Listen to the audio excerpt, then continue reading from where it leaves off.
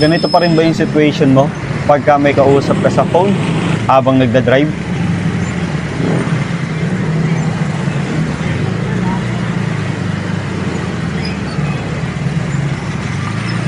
Sobrang hassle, di ba? Bakit di ka pa rin mag-invest sa bagay na to? Ito nga pala yung Fridcon KY Pro. For as low as 2,500 pesos, meron ka na nito. Alam mo ba kung ano yung mga advantage nito? Yung pinaka-basic, pwede kang mag-music habang nasa biyahe. Ganitong senaryo, yung sinasabi ko sa inyo.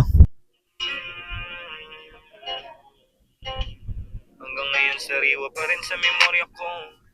Ayun yung sound trip na maririnig nyo habang nagra-rides kayo. Pero no worries ha, dahil pwede mo rin magamit to sa call.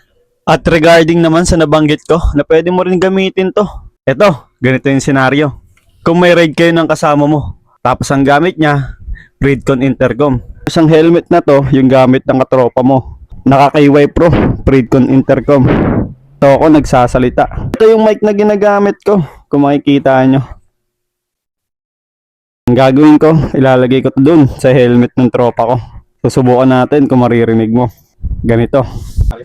Yo, mic check, mic check. Rinig mo ako? Hello. Rinig mo ako? No. Ganun yung maririnig mo habang nagra-rides kayo. Di ba? Non-hassle sa bawat ride nyo. Yung link ng product na to, nandyan sa Yellow Bus Check. Check mo na. Huwag ka mangamba sa pera. Ang importante, yung all goods yung biyahe mo.